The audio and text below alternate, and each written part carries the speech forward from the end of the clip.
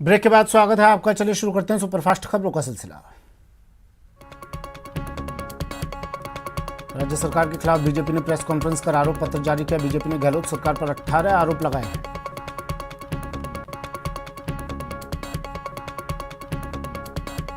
Press conference में BJP प्रदेश अध्यक्ष सतीश पूनिया ने कहा कि प्रदेश में महिला अपराध लगातार बढ़ता जा रहा है। कानून व्यवस्था एकदम लचर हो गई है।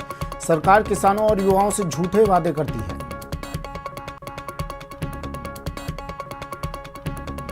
वहीं राजेंद्र सिंह राठौड़ ने कहा कि बीजेपी अलवर में 5 मई को बड़ा प्रदर्शन करेगी। हम चैन से नहीं बैठेंगे, सड़क पर लड़ाई होगी।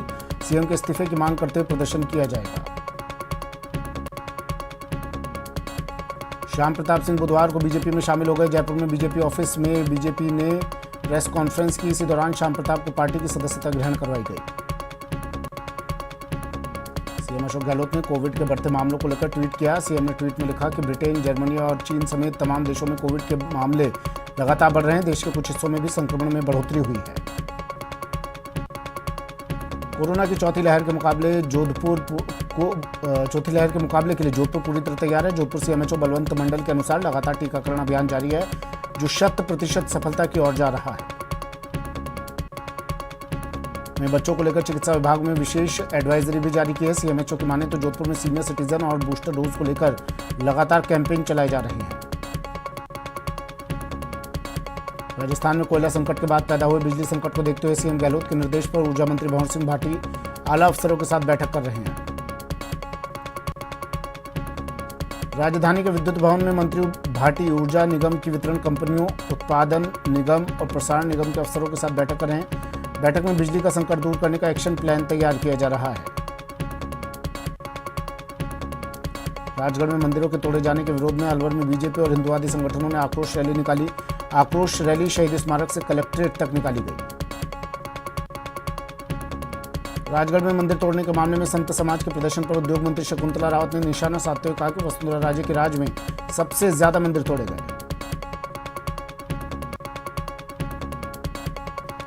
सहायक आचार्य चिकित्सा शिक्षा विभाग परीक्षा 2021 की तारीखों का ऐलान कर दिया है। 5 और 6 मई को अजमेर में परीक्षा होगी। आयोग वेबसाइट पर प्रवेश पत्र अपलोड हो चुके हैं। चूरू के तारानगर में किसानों का 52वें दिन भी धरना जारी है। फिर किसानों ने तहसील कार्यालय में जबरन घुसने की कोशिश की। इस दौरान प्रदर्शनकारियों और पुलिस के बीच धक्का मुक्की हुई। राज्यसभा सांसद डॉक्टर किरोड़ी लाल मीणा कोटखावदा पहुंचे और दौसा में गैंगरेप के बाद हत्या के मामले में पीड़ित ससुराल पक्ष से मिलकर सांत्वना दी और 1 लाख की सहायता राशि सौंपी। राजस्थान के पूर्व उप मुख्यमंत्री सचिन पायलट बुधवार को करौली जिले के दौरे पर रहे। इस दौरान सचिन पायलट सपोटरा के खूबपुरा गांव पहुंचे, जहां उन्होंने एआईसीसी आईटी सेल के कोऑर्डिनेटर विशाल मीणा के विवाह कार्यक्रम में शिरकत की। दौसा गैंगरेप और मर्डर मामले में राष्ट्रीय महिला आयोग ने भी एक्शन लिया और अब राष्ट्रीय महिला आयोग की टीम आज दौसा पहुंचेगी। आज राष्ट्रीय महिला आयोग की अध्यक्ष रेखा शर्मा दौसा में आएगी और गैंगरेप और मर्डर केस की प्रोग्रेस रिपोर्ट लेंगी। आज दौसा कलेक्ट्रेट पर अनेक संगठनों के प्रतिनिधि पहुंचे और गैंगरेप और मर्डर के आरोपियों को फांसी की सजा दिलाने की मांग को लेकर कलेक्टर को ज्ञापन सौंपा। दौसा के बांदीकुई कॉलेज के छात्र का 3 दिनों बाद भी कोई सुराग नहीं है। पुलिस अब तक न तो छात्र का सुराग लगा पाई है और न ही अपहर्ताओं का पता लगा पाई है।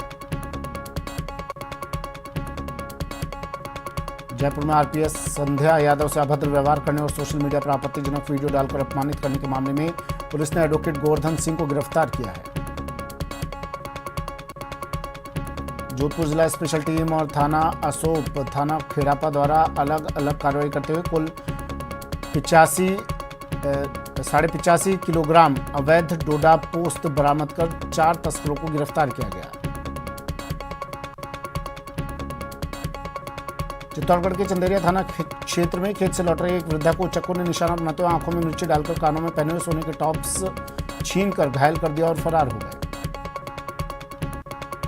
चूरू के सदर थाना अंतर्गत एक गांव की 24 वर्षीय विवाहिता ने अपने पति सहित ससुराल पक्ष पर रुपए चुकाने के एवज में महिला को पराये लोगों को सौंपने का आरोप लगाया। प्रतापगढ़ की कोतवाली थाना पुलिस ने पीएनबी बैंक में हुई चोरी के मामले का खुलासा करते हुए 4 आरोपियों को गिरफ्तार कर लिया। कोटा में दहेज की खातिर गला दबाकर पत्नी की हत्या कर देने के मामले में आरोपी पति की जमानत अर्जी सुनवाई के पश्चात खारिज कर दी गई। धौलपुर के एसपी नारायण टोगस के निर्देशन में जिले में स्थायी वारंटियों के विरुद्ध चलाए जा रहे अभियान के तहत सरमथुरा थाना पुलिस ने कार्रवाई करते हुए कई सालों से फरार चल रहे 3 स्थायी वारंटियों को गिरफ्तार किया। करौली जिले के नादौती तहसील के गांव चैनपुरा में पैसों के आपसी लेन देन को लेकर युवक की बेरहमी से पिटाई के बाद घायल की मौत हो गई। श्रीगंगानगर के रायसिंह नगर अनाज मंडी में फसल बेचने आए एक बुजुर्ग किसान से 2 नकाबपोश बदमाशों ने मारपीट कर 8,000 रुपए की नकदी और मोबाइल फोन छीनकर फरार हो गए। कोटा के नयापुरा कब्रिस्तान से 1.5 वर्षीय मासूम के शव को कब्र से बाहर निकाला गया। नयापुरा की कब्र अब मासूम की मौत का राज उगलेगी। उनाड़ी थाना इलाके में 3 दिन पहले मिले अज्ञात मृतक की शिनाख्त नहीं होने पर पुलिस ने लावारिस का पोस्टमार्टम करवाकर शव का अंतिम संस्कार करवाया। झालावाड़ जिले के गंगाधार थाना क्षेत्र के घटिया गांव में एक दर्दनाक हादसे में 13 वर्षीय बच्चे की बिना मुंडेर के कुएं में डूबने से मौत हो गई। अलवर जिले के बानसूर में सड़क हादसे में एक आरएसी जवान की दर्दनाक मौत हो गई। अज्ञात वाहन ने बाइक को टक्कर मार दी, वहीं जवान की मौके पर ही मौत हो गई। धौलपुर के बसेड़ी क्षेत्र के गांव महासुखपुरा में बुधवार दोपहर को अज्ञात कारणों से 2 पशु बाड़े में आग लग गई। ग्रामीणों ने आपसी सहयोग से आग पर काबू पाने का प्रयास किया, लेकिन तब तक सब कुछ जलकर खाक हो गया था। झुंझुनू के भाखड़ा स्थित गैस प्लांट में आग की सूचना पर हड़कंप मच गया। इसके बाद मालूम चला कि गैस प्लांट द्वारा हर 6 महीने से की जाने वाली मॉक ड्रिल को लेकर आग की सूचना पुलिस कंट्रोल रूम में दी गई थी। कोटा में सड़क हादसे में अपनी पत्नी की मौत के बाद 40 वर्षीय युवक के पास पत्नी के शव को अस्पताल ले जाने तक के लिए पैसे नहीं थे। युवक के पास केवल 1,000 रुपए थे। समझाइश के बाद अस्पताल ने शव युवक को दिया। धौलपुर के सरमथुरा उपखंड में नेशनल हाईवे संख्या 11 पर एक देशी शराब से भरा ट्रक नीलगाय सामने आ जाने की वजह से अनियंत्रित होकर पलट गया। ड्राइवर को ट्रक से सुरक्षित बाहर निकाला गया। झुंझुनू के खेतड़ी थाना इलाके में दंपति रोडवेज के नीचे आ गया। हादसे में महिला की मौके पर ही मौत हो गई, वहीं पति गंभीर रूप से घायल हो गया। घायल का अस्पताल में इलाज जारी है। कोटा के अंता इलाके में सड़क हादसे में घायल हुए बाइक सवार के एमबीएस अस्पताल में उपचार के दौरान मौत हो गई। पुलिस ने शव का पोस्टमार्टम करवाकर परिजनों को सौंप दिया। कोविड स्वास्थ्य सहायकों का धरना 27वें दिन भी लगातार जारी है। कोविड स्वास्थ्य सहायकों ने गांधीगिरी के जरिए सरकार का ध्यान आकृष्ट करने की कोशिश की।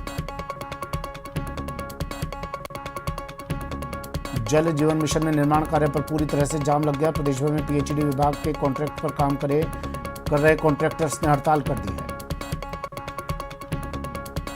झुंझुनू में चीन की एक मोबाइल कंपनी के खिलाफ मोबाइल रिटेलर्स आंदोलन कर रहे हैं। कंपनी के डिस्ट्रीब्यूटर्स कार्यालय के बाहर धरना देकर प्रदर्शन किया जा रहा है।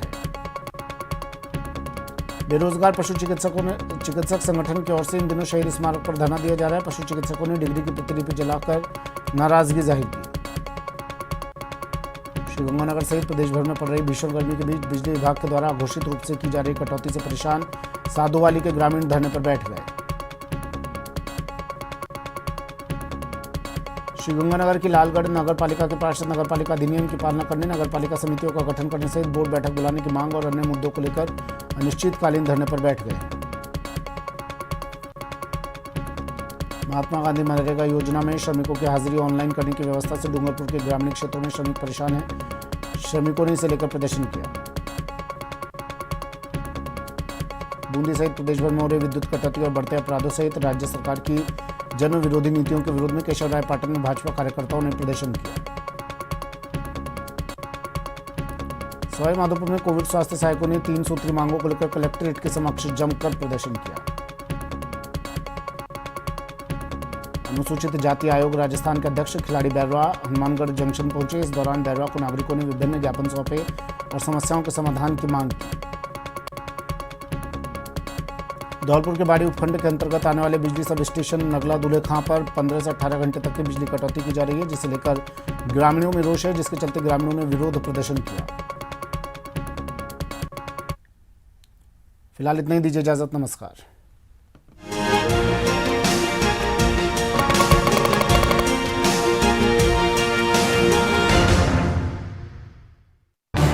इस न्यूज हेडलाइंस